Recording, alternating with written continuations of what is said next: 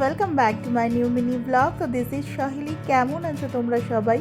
অনেক দিন পর তোমাদের সাথে কথা হচ্ছে, বলতে পারো অনেকটা দিন। আমি গোয়াতে আসার পরে অ্যাকচুয়ালি একটা জায়গায় আসার পরে নিজেকে একটু সেটেল ডাউন করতেও কিছুটা সময় লাগে। আর এখানে ওয়াইফাই ছিল না।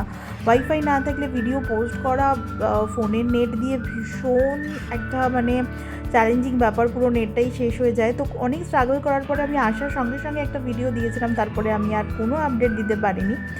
তো কেমন আছো? আমি তো এখন গোয়াতে 15 দিন মতো হয়ে গেল এসছি, একটু সেটেল ডাউন করেছি সমস্ত কিছু।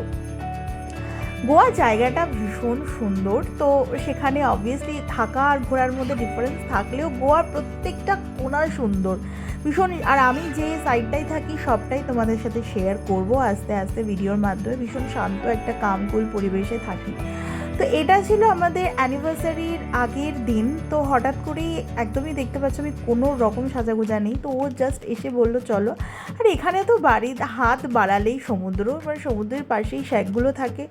টাইম স্পেন্ড করতে ভীষণ ভাল লাগে।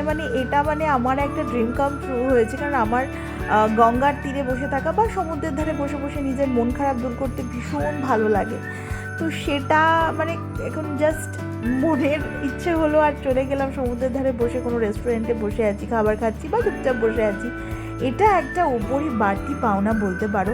হ্যাঁ, এখানে একা একা আমি এতদিন বাড়িতে থাকার পরে কিছুটা টাইম আমি এখানে একা একা রয়েছি। বাট সত্যি কথা বলতে বিশ্বাস করো, আমার একদম একা একা থাকতে প্রবলেম হয় না।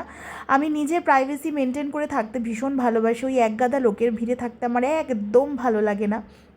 নিজের মতো নিজে থাকতে আমি সবসময় পছন্দ করি। তো এইটা একটা সুন্দর বিকেল আমরা এনজয় করলাম, বিকেল না সন্ধে। তো নেক্সট টাইম তোমাদের সাথে ডেফিনেটলি খুব সুন্দর সুন্দর ভিডিও আসতে চলেছে। ততক্ষণের জন্য টাটা, সবাই ভালো থেকো।